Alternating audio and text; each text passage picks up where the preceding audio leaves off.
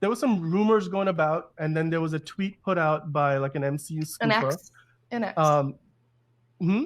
An X, not a tweet. An X. Well, I refuse to call it an X because that just screws. I'm like, I don't know what So I don't know what the funny. concept of an X is. But basically, She-Hulk might be getting a season two, and we found out that they were prepping to go into pre-production on season two. But of course, with the strike, there hasn't been any work going on recently. But once the strikes are over with the WGA and SAG, season two of She-Hulk will go into production, or at least back into development. What do you think about this? Well, A, did you even watch the first season of She-Hulk on Disney Plus? And then B, are you going to be interested in a second season of She-Hulk? No and no and no. No, so I actually saw like 1.5 episodes of She-Hulk, and then I was just like, I'm okay. I'm good. I don't need that. Not for me. It just felt like it was like trying to be funny, but it just wasn't funny. So it just wasn't worth my time. Also, in a time of like so much MCU content that had come out, I was more focused on getting caught up on all of the MCU content that I wanted to watch versus wasting time on this. It felt like a waste of my time and energy. I Yeah. agree with you wholeheartedly on all fronts. Because the first season, okay, you know what bothered me the most about this is they said that this was going to be like a comedy procedural kind of a show. And then Jessica Gao, who was like the showrunner, and then the other writers, like they came out and said like, oh, we started doing that, but we don't really know how to write comedy or that stuff. So we kind of then lean into our strengths. And so that immediately to me was like, what? So you're just basically telling me that you're not qualified to do the job, Yeah. but you kept on doing it anyway, and then you somehow feel comfortable enough to say that publicly. And I mean, those things don't in the world of the internet, that those kind of comments will never age well. Plus the show itself, I mean, the first episode was kind of promising. Then from that point forward, there were very few highlights of the rest of the series because A, like you said, it wasn't very funny. I just think like if you're gonna do a season two, then the first thing you gotta do is clear out that writer's room. Yeah. You need a new showrunner. Whatever premise they promised us is not what we got from the first season. And so if anything, the least they could do is give us that premise and deliver on that promise. And in order to do that, I think they need a better writing team because if they're gonna make it funny, then they need better writers who know how to write good, funny television. And also, even the small things, like when they were doing those fourth wall breaks, where Tatiana Maslany's character, Jen Walters, like looks at the camera and just says something weird comment. Every time it was cringy. It wasn't funny. It was cringy. And I'm like, I don't know how many people really successfully pull off fourth wall breaks. Like I've had directors on projects that I've worked on before do it, and I'm always kind of like, they always sort of add it in tricky. as like a just maybe if I want to use it, and I'm like, really? Do we have to? Like, are you for sure? It's very, very. I feel like Deadpool does it pretty well. Like, yeah. But honestly, that plays into the whole of the Deadpool character, like his sort of commentary. In the comic book, She-Hulk and Deadpool are very similar in that sense that they very regularly do fourth wall breaks. I just think the creative collaboration between Ryan Reynolds and the writing team that he has on his Deadpool movies have got their stuff down. Whereas here, there was clearly both a disconnect between the writers and the actor. And then I just think the writing was terrible because if you just write down what she was saying in her fourth wall breaks and you just look at the script, I'm like, this is not good. I don't care how good of an actor you are, you can't really pull it off. Yeah. It's just not funny. So this is something you found out right before the show. How at the end of the first season of She-Hulk, you find out that the Hulk has a son, which was hinted at earlier in the season. And then Scar is there, and he's, of course, a Hulk too. Where do you go from where they left this thing off? I mean, did you even like the character design of Scar? So I didn't watch that. I mean, you like sent that to me, but I didn't see that whole season. But we had sort of an interesting conversation before we started the show today about the rights to Hulk. And it really makes me wonder because I feel like almost everyone feels this way about She-Hulk. I don't know if I've talked to anybody that was like, yeah, that was a great show. No, I haven't heard that from anybody. I've heard people that are like, yeah, I watched it. It was kind of whatever. Or yeah, no, I didn't want to watch it. Or Yeah. no, I'm not watching that. Or no, absolutely not. And I do have to wonder if they're only continuing with this in order to further the Hulk storyline. But that's not a good enough reason to Right. continue on with a show that nobody wants. Yeah, because they don't want to pay Universal money to distribute a Hulk movie because Universal has those rights. They're like, well, right now we don't have Avengers going, and we don't really know how much a part of the Avengers Hulk is anymore. So maybe one way to put him on screen more is for him to show up in the But why stuff is he with not a She-Hulk. part of the Avengers anymore? Like, I'm speculating. But I'm because just saying, like, even that doesn't make sense. Like, I feel like the Hulk was always kind of like the outcast of the Avengers. But yeah, even with that being said, like, he's one of the only fucking, excuse my language, sorry guys, he's one of the yeah, only Avengers left standing alive. right, You can't right. like get It, rid of him. Like, but they've what? sort of they've depowered him a lot.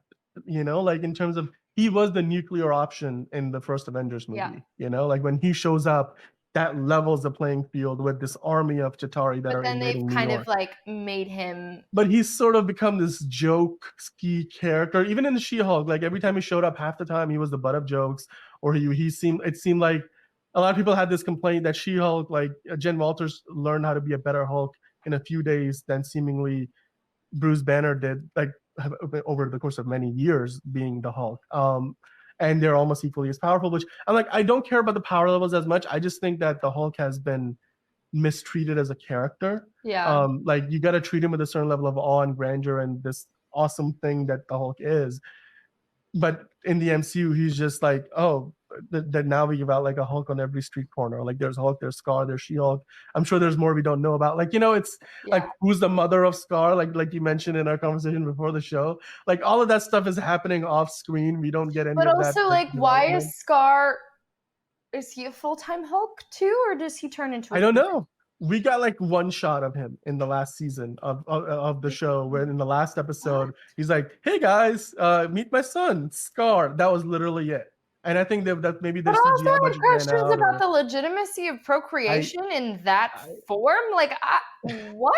I Unless it's don't know. having like with another monster, I have I, questions. I think you're going a lot deeper than the writers Well, ever because thought of I need going. to know. It doesn't make sense. If vampires technically can't have babies, why can the Hulk? Like, I what? These are What? the exact questions. This is the Sorry. exact kind of like surface level thinking that I feel like the MCU writers have been doing throughout Phase 4, where every time they come up with some new huge world changing concept, they don't think about the consequences if you try to like just play it out a little bit more than you did. Yeah, And like like, think it through.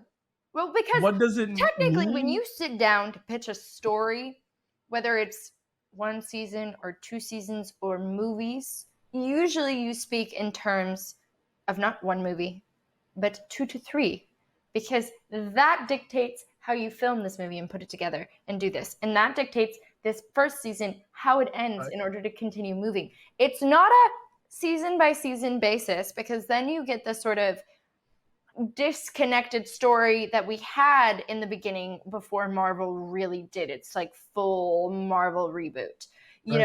This sort of disconnected story that the DCU is trying to reboot now. When you do everything by movie by movie by movie, trying to see it, there's no way it's all going to fit together. There's going to be too many issues. Right. And so it just feels like people aren't thinking it through all the way, but Yeah, either that they or had all the resources to do so. yeah. I mean, Marvel is, for all intents and purposes, the most profitable studio in Hollywood today, Marvel Studios. And so they have more resources than just about anybody to get the best of the best talent, put in the best of the best effort, and do the best of the best quality assurance work to make sure you don't put out trash that doesn't make any sense. And unfortunately, I just feel like we've been getting a lot more of that recently than we should. And She-Hulk was probably one of the biggest examples of that, where it started off with a lot of promise, but it went downhill so quickly.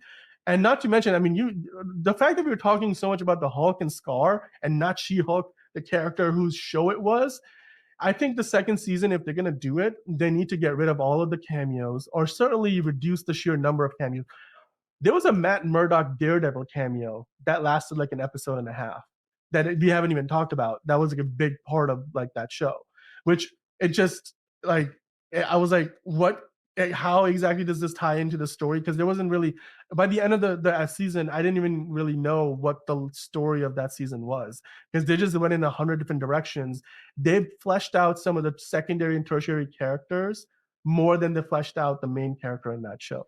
So I think they need to get rid of a lot of those useless subplots and a lot of the wasteful cameos and really focus on Jen Walters herself.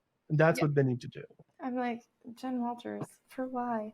But no, I mean, yeah, even with Daredevil, I have trust issues because I loved that Ben Affleck movie. And instead of taking that, they gave Jennifer Aniston her own Elektra movie, but it didn't even tie into the Daredevil movie. So it was very confusing because it was technically the same character. I have trust issues with this character, like the Daredevil. You know, and that whole... It's not Jennifer Aniston. What's her name? Jennifer Garner. Sorry. Garner. She's coming back in the Deadpool movie as her version of Elektra in Deadpool 3. Which I love because she's awesome. But I have so many questions about the continuity because they took Daredevil and they introduced Elektra, but then they gave Elektra her own movie that didn't connect at all to Daredevil, which didn't make sense because they came none of that was part of the MCU either. Like it's all the new Daredevil that they're introducing is the one with Charlie Cox is playing, which he played on the Netflix show, and now it's kind of coming over to the MCU. But I just think like right now a lot of people don't even trust them to get that right because of their recent track record over at the MCU.